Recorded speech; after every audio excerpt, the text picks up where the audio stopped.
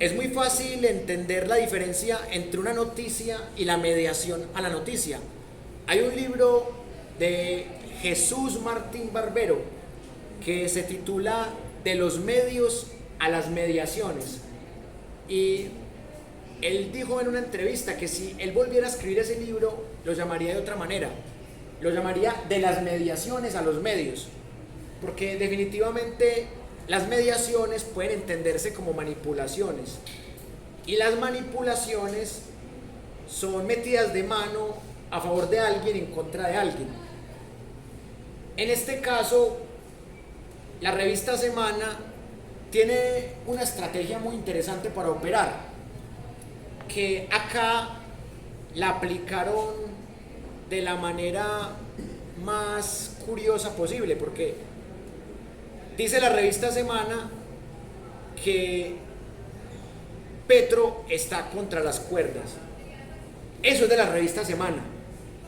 Mientras que Caracol, RCN, El Tiempo, El Espectador, El Heraldo, Red Más Noticias, se centraron en la fuente primaria, que era el tuit de Day Vázquez diciendo que ni Gustavo Petro ni su gerente de campaña sabían de los dineros dados por el señor Ilzaca y el señor Hombre Malboro López Sierra. La revista Semana se jactó de haber tenido a Day Vázquez en exclusiva destapando un escándalo que tiene contra las cuerdas a Gustavo Petro según Semana, pero solo según Semana. Cuando un medio se preocupa más por la mediación que por la noticia, ahí es cuando se vuelve sospechoso. Pero ¿qué pasó esta semana? Pasó al revés. Ya no fue Semana, fue Caracol. Caracol se consiguió un video de unas personas jóvenes que habían alquilado una finca por allá en el Casanare y supuestamente estas personas hacían parte de la Colombia Humana, del pacto histórico, y le estaban haciendo campaña a Petro con dineros de un narcotraficante conocido como alias El Sobrino. Y esto Caracol lo hizo falsificando algo muy importante, un nombre. Falsificó el nombre de una señora y le puso el nombre de la señora esposa del narcotraficante. Y fue algo que de una se volvió tendencia nacional. Entonces, Semana, ¿qué hizo? Semana sacó un artículo creando la cizaña, pero a la vez siendo neutral entre Caracol y entre Petro. Y Petro salió a decir que Caracol estaba incurriendo en una calumnia y en un daño al buen nombre. Y Caracol se mantuvo en su postura y no rectificó la noticia. Pero Gustavo Petro tomó medidas y puso unos abogados para demostrar que Caracol estaba calumniando su campaña. Entonces ya se está viendo un lío judicial. En el caso de Semana, Semana fue más inteligente, porque Semana no dijo que Petro era culpable, pero dijo que estaba contra las cuerdas. Fue metafórica. Semana es más inteligente que Caracol, porque Semana ya está entrenada para atacar el gobierno, Caracol no. Caracol, como ustedes vieron en esta noticia de Day Vázquez, había hecho cosas buenas. Caracol no está acostumbrado a crear estos rumores, pero el problema de Caracol fue que la fuente lo traicionó. Porque la misma señora esposa del narcotraficante alias El Sobrino dijo que no habían dado ni un peso a la campaña de Petro. La misma fuente hizo quedar mal a Caracol. Acá Day Vázquez no hizo quedar mal a Semana, solo dijo que Petro y su gerente no sabían. Semana fue la que cogió lo de David Vázquez para tirarle una indirecta a la gente, como para que la gente diga, vea, es que Petro está muy mal, Petro está contra las cuerdas. Y Caracol no dijo que Petro está contra las cuerdas, pero dijo que habían alquilado una finca desde el pacto histórico y que allí el narcotraficante alias el sobrino había puesto un dinero. En otrora eran los delincuentes los que denunciaban algo. Bueno, incluso en el caso de Salvatore Mancuso, o sea, Salvatore Mancuso es el que acusa a Uribe, pero en el caso de Petro no es un narcotraficante, un paramilitar, un guerrillero el que está acusando a Petro, es el mismo medio de comunicación. Por eso Caracol está metido en la grande. Si Caracol no logra comprobar que alias el sobrino metió dinero a la campaña de Petro, Caracol se embala. Pero si Caracol logra demostrar que el sobrino y su esposa sí metieron dinero, el que se embala es Petro. Se gana un expediente en la comisión de acusación de la Cámara de Representantes y se gana un juicio político en el Congreso. Que esos juicios políticos no sirven de nada, porque Uribe tuvo varios juicios políticos y la comisión de acusación siempre lo respaldó, siempre tuvo mayorías en el Congreso cuando era presidente. Uribe hizo lo que quiso. Petro no la tendría tan fácil porque Petro no tiene mayorías en el Congreso, tiene un Congreso muy dividido. Y acá es en donde el pensamiento crítico se vuelve nuestra mejor herramienta, porque es el pensamiento crítico el que nos va mostrando el camino de cómo interpretar las noticias, de cómo interpretar los grupos económicos, los politiqueros, los partidos políticos. ¿Y qué pasa con el colombiano promedio? El colombiano promedio lamentablemente vive el chisme. Es más delicado, y con esto se los digo todo, es más delicado en Colombia estar metido en un chisme que tener una orden judicial en contra. A usted lo denuncian en la fiscalía por cualquier delito, casi nadie se da cuenta, pero a usted le dañan la honra en un medio de comunicación que ven 11 millones de personas al mes, como Semana, lo jodieron. Llegan las amenazas de muerte, la presión a su familia, a usted le toca irse del país. Y esto lo digo de manera muy personal, porque al fin y al cabo esto es un tema de opiniones y yo respeto las opiniones que ustedes tengan, pero yo tengo una opinión muy particular en este caso. Yo prefiero una demanda en la fiscalía que un daño público masivo a la honra. Supongamos que me están acusando en la fiscalía por violación o por acceso carnal violento, supongamos, pero nadie sabe, y yo tengo el papel de citación y yo soy un imputado en la fiscalía, pero nadie sabe. Yo vivo tranquilo, digo, no me han condenado, estoy imputado, pero no me han llevado a juicio, y puede que me lleven a juicio y salga inocente, pero puede que yo ni siquiera esté denunciado en la fiscalía, pero mi imagen puede estar deteriorada. Imagínense ustedes que lleguen a clase y que el profesor no vino y que haya un cartel gigante con la cara mía y este profesor violó a un estudiante el semestre pasado, por ejemplo. Pues eso hace más daño, y puede que yo ni siquiera esté denunciado en la fiscalía, pero hace más daño la reputación dañada, y sobre todo dañada cuando uno es medio conocido. Pues uno que es medio conocido aquí, imagínense un politiquero que lo conocen millones de personas. Por eso la forma como opera el publicista negro JJ Rendón es la misma como operaba el nazi Joseph Goebbels.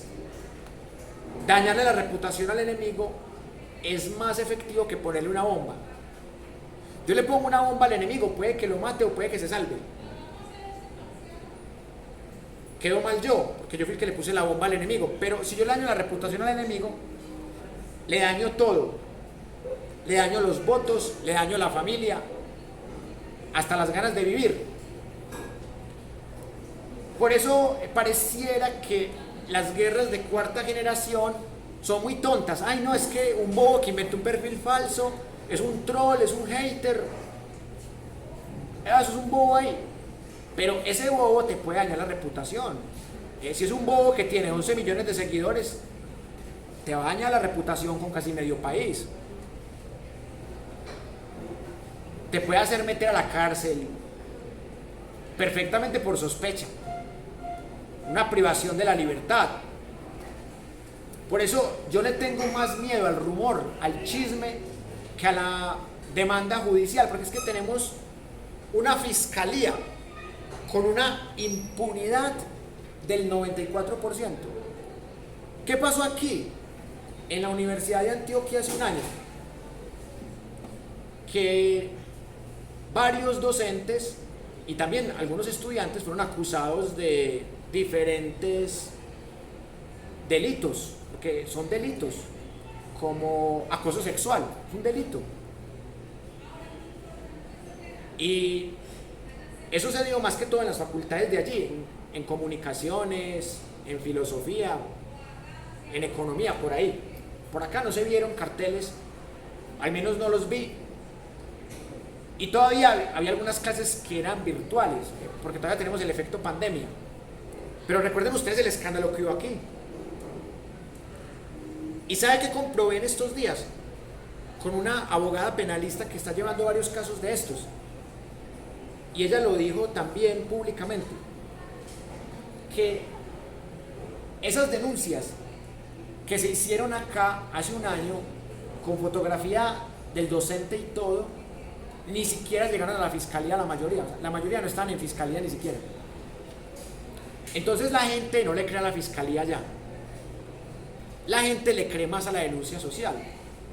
Y de cierta manera la gente tiene razón, porque la denuncia social es más contundente. Porque la fiscalía la ven como uribista, la ven como lenta, como inepta, como cómplice. La misma fiscalía tiene unas cifras muy malas de 94% de impunidad. Entonces la gente dice, ¿yo para qué voy a denunciar en la fiscalía si tiene un 94% de impunidad? Y está muy saturada de denuncias.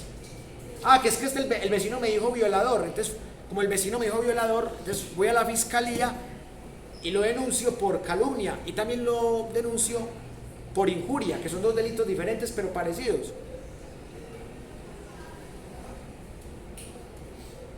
La gente ya casi no le cree a la fiscalía.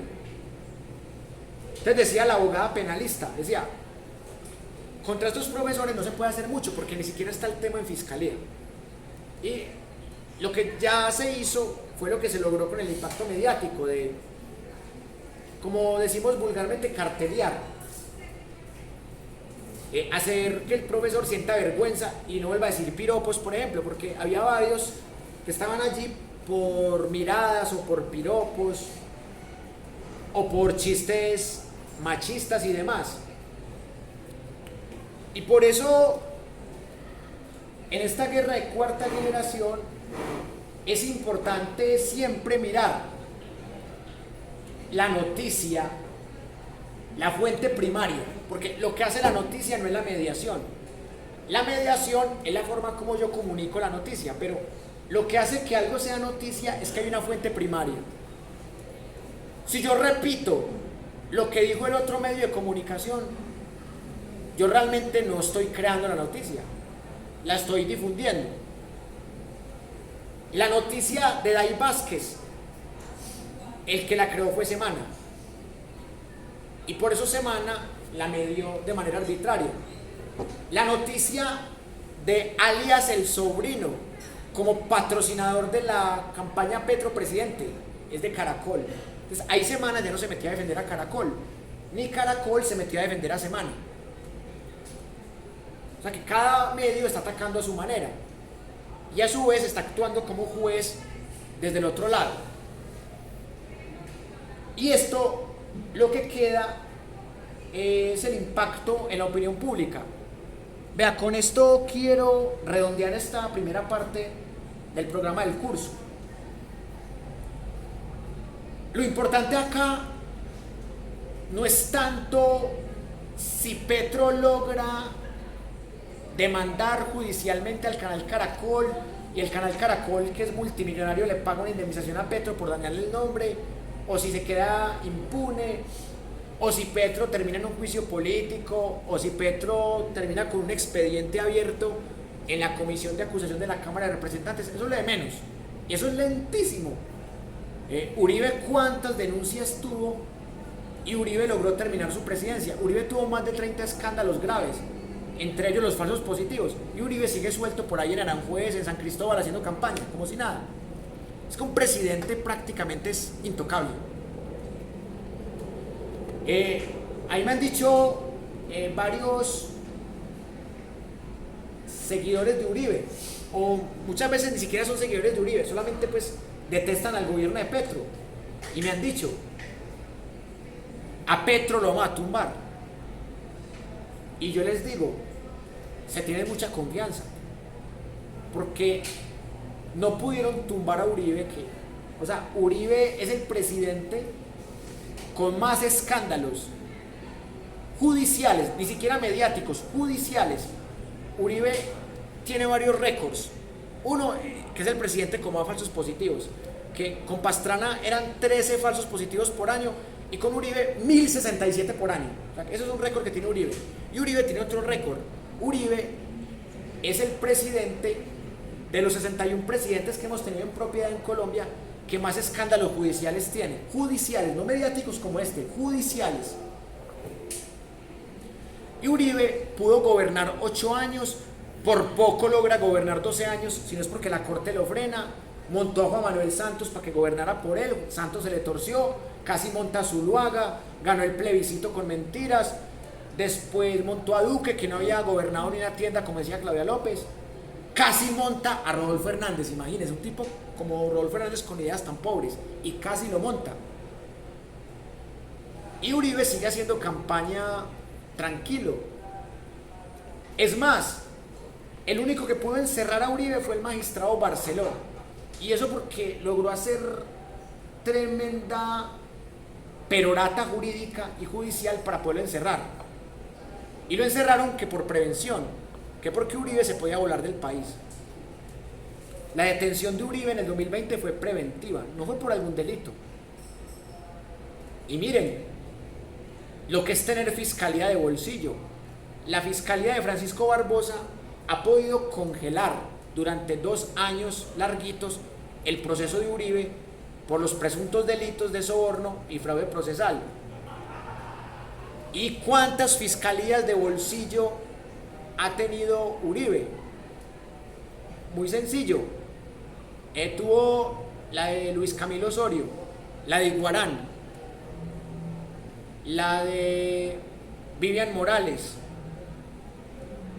la de Néstor Humberto Martínez, el doctor Cianuro, que era de Santos pero que terminó sirviendo a Uribe, y la de Francisco Barbosa. O sea, tiene 5 fiscalías de bolsillo. Entonces, un presidente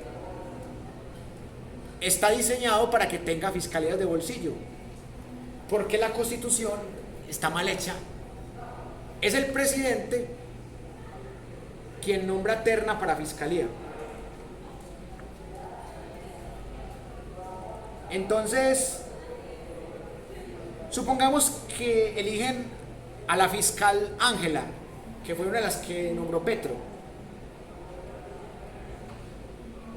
Puede pasar que sea una fiscal independiente, pero puede que no. O sea, puede que sea una fiscal de bolsillo de Petro. O sea, y Petro puede cometer un error y ahí tiene fiscalía de bolsillo. Entonces, por eso, no es porque sea Uribe, o Santos, o Duque, o Petro, es porque la Constitución está mal hecha. Nunca un presidente debería tener injerencia para nombrar terna de fiscalía para que la Corte Suprema de Justicia elija. Debería ser totalmente autónoma la Corte Suprema de Justicia en nombrar fiscalía. Pero para eso habría que cambiar la Constitución. Y por eso la principal reflexión que uno debe llevarse es cómo el sistema legal de Colombia está diseñado para la trampa, para el conflicto de intereses, para instituciones de bolsillo. Y por eso En esta clase de pensamiento crítico vamos a hacer muchos ejercicios como el que hemos hecho con estas dos noticias. Quiero terminar esta parte contándoles unas anécdotas de lo que han sido las noticias falsas históricamente, no en la actualidad como ya lo vimos acá, sino históricamente. Voy a decirles una noticia falsa en contra de Petro y otra en contra de Uribe, para que ustedes vean que eso es de lado y lado. O sea, no es solamente noticias falsas contra Petro, también hay noticias falsas contra Uribe. Vean, ustedes saben que Petro fue guerrillero y que en medio de estar en la guerrilla, Petro era un concejal en Zipaquirá. A Petro lo iban a matar. Después Petro logra escaparse, se mete a la guerrilla. En la guerrilla Petro logra cierto mando, pues no llega a ser de los mayores comandantes, pero logra cierto mando. Petro se vuelve más como un líder político de la guerrilla y lo encarcelan. Y como no sabían que era guerrillero, lo cogieron con un arma. Entonces, a Petro lo metieron a la cárcel por porte ilegal de armas. Ni siquiera lo metieron a la cárcel por ser guerrillero. Y en esa misma época que meten a Petro a la cárcel, el M-19 se toma el Palacio de Justicia. Entonces, desde el 2018 hay una noticia falsa que ya no sería noticia porque sería algo más histórico, sería como un efecto Mandela, un recuerdo falso del pasado que mucha gente cree que es verdadero. Entonces dicen que cómo vamos a votar por un presidente que se tomó el Palacio de Justicia. Esa noticia es falsa en doble sentido.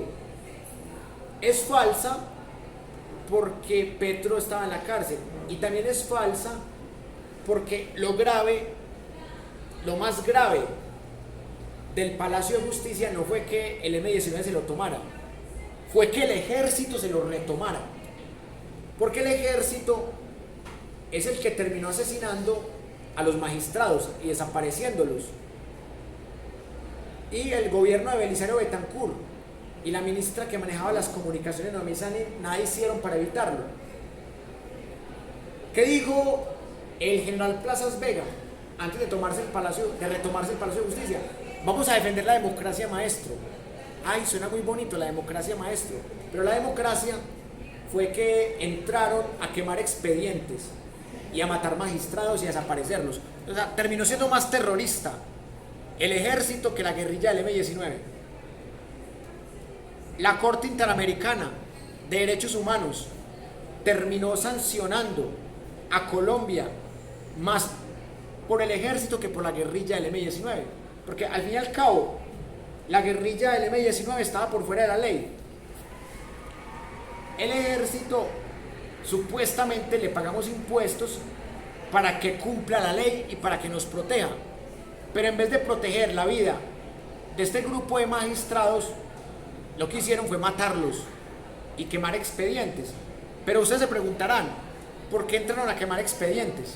Sencillo, porque en la dictadura de Turbay Ayala, el padrino de Uribe, hubo más de 30.000 violaciones a los derechos humanos, que hasta el escritor Gabriel García Márquez tuvo que salir exiliado a México. Por eso gana el Premio Nobel de Literatura en México en el 82 y no en Colombia, estando en México. Y termina siendo más mexicano que colombiano, como Fernando Vallejo. Y estos militares tenían una tarea: eliminar expedientes en contra de politiqueros que venían desde la época de Julio César Turbay Ayala, el mismo que dijo que había que robar en sus justas proporciones. Entonces ahí está la noticia falsa, que no, que es que Petro masacró el Palacio de Justicia. Eso se ve mucho en las cadenas de las tías uribistas, las cadenas de WhatsApp, que no, que es que cómo van a votar por un guerrillero que se tomó el Palacio de Justicia. O sea, no entienden que realmente Petro no estaba, y que los que realmente ensangrentaron el Palacio de Justicia fueron las fuerzas militares. Y la noticia falsa en contra de Uribe, que también se le ha corregido a mucha gente. Dicen que Uribe inventó las Convivir, que eran unas cooperativas de seguridad que terminaron llenas de paramilitares. O sea, Uribe no fue el que las inventó, Uribe las potenció. Y Salvatore Mancuso dice que Pedro Juan Moreno, el secretario de Uribe, también Pacho Santos, el que era vicepresidente de Uribe, Sabas Pretel de la Vega, que estaba en Fedegan, que era ministro de Uribe, crearon Convivir. Pero no fue Uribe el que las fundó, fue un decreto presidencial de César Gaviria. Fue César Gaviria el que creó el decreto presidencial de las cooperativas de seguridad, de cooperación ciudadana, Convivir, que terminaron convertidas en nidos de paramilitares. Entonces ahí es donde uno dice que la noticia falsa, en este caso el efecto Mandela, viene de todas las ideologías. Pero hay ideologías que solamente se sustentan en calumnias, en falacias, en sofismas, en estereotipos, en efectos Mandela. Y eso es lo delicado, porque entre más desinformación y mentira haya, más se afecta lo que conocemos como democracia deliberativa. Y por eso en este curso vamos a estudiar con rigor esos contenidos, y para estudiar esos contenidos tengo mínimo 7 propuestas para hacerles, que se las voy a mostrar a continuación.